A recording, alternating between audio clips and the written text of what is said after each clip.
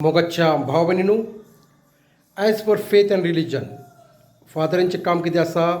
As per rituals they should do marriages of the people in the church. Finish. त्यानंतर जी problem मॅरेजीस येतात ती त्यांच्या हातात काय ना.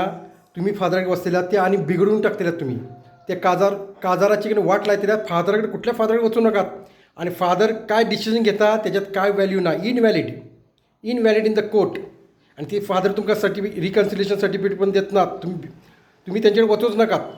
आणि ते ॲनॅलमेंट फेलॅनमेंट हे सगळं खोटी असतात. त्यांच्याकडे वचूच नकात.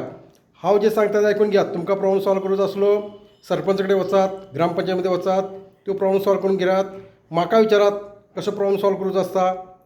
कोर्टाकडून तो प्रॉब्लेम सॉल्व करून घ्यायचा. हे फादरांच्या पाया काय फायदो ना फादरांचा. एक ॲनॅलमेंटचा काय प्रॉब्लेम ना. आणि त्यांचे ते सर्टिफिकेट देत ना. त्यांच्यात दम ना फादरांच्या सर्टिफिकेट देऊ रिकन्सिलेशनचे.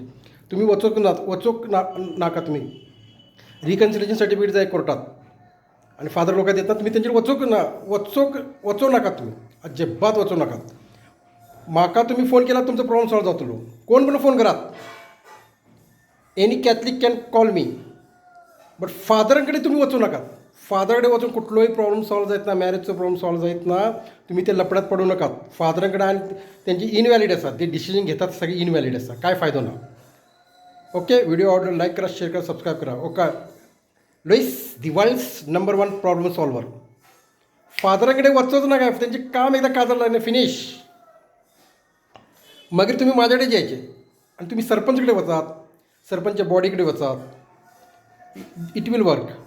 फादरकडे वचून काय जायत ना. काय फादर काय करत नात. आणि ते डिसिजन ते काय देतात. आणि ती काय कुठले लेटर काय देत ना. भित्री असतात ती. कोर्टात घेऊन वचवायचे म्हटलं की लेटर देत ना. ते भित्री एक नंबर भित्री. काय काम करत नात ती. उलट आग लायतली तुमच्या काजरात. आणि सॉल्व करूचे नात.